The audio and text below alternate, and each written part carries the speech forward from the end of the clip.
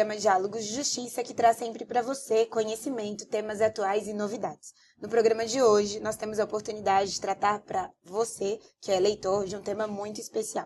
Na parceria com o Instituto Paulista de Magistrados, a presença da doutora Herta, sim, representando o juíza de direito. Seja muito bem-vinda. Tudo bem, professora Evelise? Tudo. Seja muito bem-vinda. Obrigada. E o nosso convidado é o Dr. Jefferson Moreira de Carvalho, desembargador do Tribunal de Justiça do Estado de São Paulo e membro também do IPAM.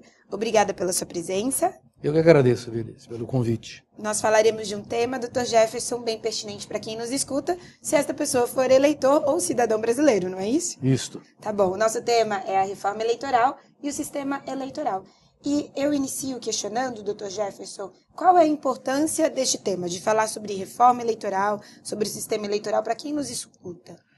Bom, a importância do tema é porque questões eleitorais são questões do dia a dia, são questões sempre atuais. Nós temos eleições de 2 em 2 anos, nós temos todos os dias pessoas passando a ser eleitores, inclusive jovem entre 16 e 18 anos.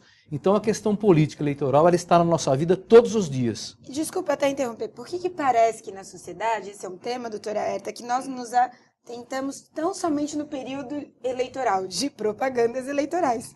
Por que o cidadão se preocupa tão somente com a questão eleitoral no momento do voto? É possível mudar isso? Como funciona? Eu acho que é possível mudar e eu acho que está mudando. Como o direito eleitoral é um direito muito ativo hoje, as próprias faculdades de direito estão incluindo no currículo o direito eleitoral e as pessoas estão percebendo que não é só no ano de eleição é que se pensa em direito eleitoral ou na questão eleitoral. Todos os dias nós temos vários assuntos, questões eleitorais que são de todos os dias, é uma questão de hábito do povo. Doutor Jefferson, o que a gente percebe, na verdade, é que parece que o nosso sistema eleitoral é um pouco complicado. Ele não é tão simples quanto aparenta, que é simplesmente chegar, votar e o resultado direto do número de votos, por exemplo. Só poderia dar uma explicação geral de como funciona o nosso sistema? A questão levantada pela doutora Herta é muito importante porque realmente não é um sistema simples, é um sistema um tanto complicado. No Brasil, na verdade, quando a gente vai votar para o poder legislativo, vereadores, deputados, nós votamos para o partido político, nós não votamos na pessoa. Os votos são computados para o partido político. Depois, pela própria legislação eleitoral, é feito um cálculo que se encontra o quociente e se escolhe daí aqueles que foram mais votados. Então, o voto é do partido e não do candidato. Por isso que às vezes acontece de uma pessoa ser muito mais votada que outra e ser eleita apesar de ter um número menor de votos. Exatamente. Nós já percebemos em passados, vamos lembrar de candidatos que tiveram inúmeros milhares de votos e junto com ele vem candidatos que tiveram poucos votos. E de um outro partido, candidatos que tiveram muitos votos não são eleitos. Por quê? Porque é encontrado um quociente e esse quociente diz: esse partido elegerá tantos deputados, então pega os mais votados daquele partido. Então quer dizer que o cidadão que nos assiste, quando vai votar, ele não pode, então, especialmente se atentar só ao candidato, ele tem que estar atento ao partido, à proposta do partido, é assim que funciona? Exatamente, porque é possível votar só no partido, não escolher nenhum candidato. O voto conta para o partido. E, doutor Jefferson, em relação a essa organização partidária, o que o senhor poderia explicar para a gente sobre os partidos? Bom, a Constituição estabelece que os partidos políticos têm autonomia de se organizarem da maneira que pretendem. Então, cada partido tem a sua organização, que, na verdade, são semelhantes aos partidos. Eles têm os diretórios nacionais, os estaduais e os regionais. E esses diretórios é que defendem as propostas partidárias. O que a gente percebe também, as propostas, na verdade, são bem semelhantes. Alguns têm um viés de defesa do meio ambiente, outros têm viés de defesa do consumidor, mas, na verdade, todos os partidos procuram o mesmo objetivo. Qual é o objetivo de um partido político? Assumir o poder ou estar próximo ao poder. Mas a estrutura é mais ou menos semelhante. E qualquer pessoa pode se unir a outra para criar um partido político, doutor Jefferson? Isso também é uma questão interessante. Na Constituição, somente o artigo 17 cuida de partidos políticos, mas ele dá lá a essência. E diz o seguinte: é livre a criação de partidos políticos. Então é evidente, cumprindo as exigências da lei, é se possível criar partido político. Então não se admite, eu penso assim, projetos de lei que possam dificultar a criação de partidos políticos. Porque o partido político ele representa uma parcela do povo que tem determinados interesses. Agora, como é que eu vou limitar essa parcela do povo por algum meio indireto, proibindo criar partidos quando a Constituição permite? Doutor Jefferson, a gente sentiu nessas manifestações que ocorreram em junho um grande descontentamento da população em relação à sua representação. Nessa mini-reforma, tem alguma proposta de modificação? A questão de mini-reforma também é importante e também atual. Não é a primeira vez que se fala em mini-reforma. Em 2009 já teve uma mini-reforma na lei eleitoral. Agora existem projetos de mini-reforma que, na verdade, atacam pontos que não interessam à sociedade. Questões de prazo, quando que pode apresentar o candidato. Parece brincadeira, mas que o comício pode se realizar até as 2 horas da manhã. O que importa um comício 1 hora, 2 horas da manhã? E hoje nem se realiza comício mais quase. Né? Pela informática que nós temos ali, a questão é diferente. Então a questão da mini-reforma, ela poderia sim avançar. Pensar, por exemplo, no voto distrital. Pensar em outras questões mais próximas do eleitor. E não alterar datas, possibilitar que doações sejam feitas por concessionárias de serviço público, que de uma forma são ligadas ao governo, estabelecer número de cabos eleitorais. Isso deve ser esquecido. O que seria esse voto distrital, doutor Jefferson? O voto distrital é um tipo de voto que eu penso particularmente que deveria constar da reforma partidária, e eu até sou contra essa ideia mini-reforma. Se faz uma reforma total. O voto distrital é o seguinte: os eleitores vão votar em candidatos da sua região. Então, os eleitores do Vale do Paraíba, por exemplo, vão votar os candidatos a deputados estaduais da sua região. E nós temos 2 tipos de voto distrital: o voto distrital puro e o voto distrital misto. No puro, os eleitores votariam somente nos candidatos da sua região. No misto, ele votaria em candidatos da sua região e também poderiam votar em candidatos de todo o estado de São Paulo. A representatividade é muito maior, porque se eu moro numa cidade do Vale do Paraíba, eu escolho um candidato daquela região. Se eu moro numa cidade de Campinas, eu escolho um candidato daquela região. Eu acho que a representatividade e o compromisso do candidato é muito maior do que alguém que more na parte sul do estado e vote em outro que more na parte norte do estado. É diferente. Justamente porque ele teria muito maior contato com os seus eleitores, não é isso? Exatamente. O político, ele tem, mas ele precisa ter um contato diário com o eleitor. Como que um político de uma região distante vai ter contato com outro, com o eleitor, no estado de São Paulo? Às vezes ele nem conhece a proposta. Às vezes ele não conhece a proposta. O político não conhece, às vezes, nem a cidade que ele recebeu o voto. Nós tivemos um caso passado, que não importa aqui o nome, mas teve o candidato a deputado em São Paulo que ele teve voto em todos os municípios. Até então ele era desconhecido e ele foi eleito. Com certeza ele não visitou todos os municípios. Agora, o senhor explicou, doutor Jefferson, sobre o voto distrital, que é uma excelente proposta. Atualmente, como funciona para quem nos escuta, já que o voto não é distrital? Então, como o voto não é distrital, hoje nós votamos no nosso município, onde a gente mora, onde a gente é eleitor, para qualquer candidato do estado de São Paulo.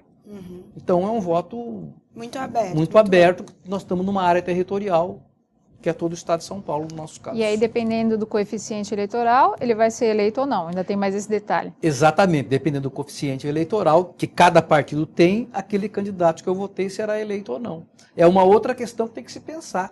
Porque, na verdade, o eleitor, eu penso, ele não é muito identificado a partido político. Ele é muito mais identificado à pessoa. É certo que em alguns partidos mais populares existem muitos eleitores identificados, outros não.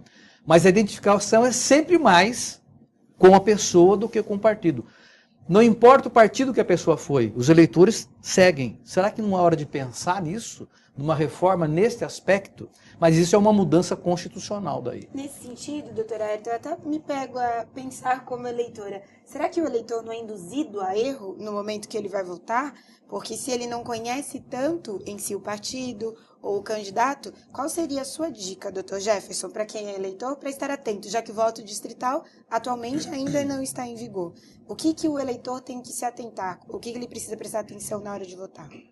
Eu acredito que ele não é questão de ser induzido a erro, mas sim de desconhecimento realmente existe. O eleitor, ao meu modo de ver, tem que atentar com duas coisas importantes. Primeiro, o candidato. Quem é o candidato que eu vou escolher? Quais são os antecedentes desse candidato? Quais são as propostas desse candidato? E depois, na verdade, pensar no partido. Porque o candidato, se ele for eleito e ele for bom, não importa o partido que ele está. Ele vai defender ideias em prol da população. Então, a pessoa do candidato, ao meu modo de ver, contrário ao sistema eleitoral nosso, ele é mais importante do que o partido. E, na verdade, nós temos que focar no ser humano. Focar no ser humano eleitor e focar no ser humano candidato, que também é um eleitor. Ele é um participante da vida comunitária. Então, nós temos que pegar pessoas que participam da vida comunitária e eleger como representante. Dr. Jefferson, muitas pessoas não sabem que a representação dos estados se faz pelo Senado Federal, que é por isso que o número de senadores é fixo, independentemente de quantas pessoas habitem em determinado estado, de quantos eleitores existam no estado. E também muitas pessoas não atentam para o fato de que quando se elege o senador, ele elege também um suplente de senador, não é isso? Qual que é a distorção que pode ocorrer daí? Na verdade, no Congresso Nacional, cada estado tem três senadores, e quando a gente elege um senador, na verdade tem 2 suplentes, e o voto aí é para a pessoa, se elege o senador, e os 2 suplentes são eleitos juntos. Só que, em regra, são desconhecidos. Os suplentes são eleitos junto com o senador. Então, não é o caso de ser desconhecido, mas no caso de São Paulo, a senadora Marta Suplicy foi convocada pela presidente da República para ocupar o ministério, e o suplente dela, que era vereador em São Paulo, está assumindo o Senado. Mas ele ainda é uma pessoa conhecida, que atua aqui em São Paulo. Mas em muitas situações um desconhecido acaba assumindo o Senado. Era outra questão para se pensar, para que se coloque o nome do suplente como candidato, não veja a necessidade de 2, para que 2? Realmente, se para cada senador eu tenho 2 suplentes e eu voto em 3 senadores por estado, eu estou elegendo 9 pessoas. 9 pessoas. Exatamente. E eu não sei, efetivamente. E assim, eu acho que o que as pessoas pensam é que na eventualidade do senador ser afastado por algum motivo, para exercer algum cargo no executivo, que viria o segundo senador mais votado. Mais votado. Que não é o que acontece. Sim, é verdade. Quem vem são os suplentes. Suplentes. É verdade. Que muitas vezes não tem ligação nenhuma. Tá bem. Então é outra questão importante. Essas questões é que devem fazer parte da reforma partidária. Não é mudar a data, dizer que o tamanho do adesivo do carro tem X centímetros. Doutor Jefferson, eu vou fazer uma pergunta como cidadã. Penso que quem nos escuta é importante. O que seria a ficha limpa? Já que estamos falando sobre reforma eleitoral, sistema eleitoral. Para quem nos escuta, é importante entender o que é a ficha limpa em relação ao seu candidato? Sim, a questão de ficha limpa também é algo bastante atual e novo, né? Porque aqui em São Paulo, na época, em 2010, eu era integrante do Tribunal Regional Eleitoral, nós definimos para aplicar a lei da ficha limpa, aplicamos, mas depois, por questões técnicas que não vem ao caso, o Supremo Tribunal Federal entendeu que não era de aplicação a lei de ficha limpa na eleição de 2010, e ela só começou a ser aplicada a partir da eleição de 2012. O que é ficha limpa? A lei estabelece várias situações em que aquela pessoa não pode ser candidato. Algumas condenações, alguns comprometimentos que estão previstos na lei, estabelecido. Então, o legislador pretende que possa ser candidato pessoas que não tenham condenações, tanto na esfera penal como na esfera da improbidade administrativa. E como é que o eleitor vai saber do candidato dele? Se o candidato dele é ficha limpa ou o chamado ficha suja? Na verdade, hoje a imprensa tem um papel muito importante e a liberdade de imprensa tem que ser defendida a todo custo, lógico, respondendo pelos excessos, mas a imprensa nos mostra diariamente quem está envolvido em situações que não pode ser candidato e quem pode ser candidato. Basta acompanhar pela imprensa.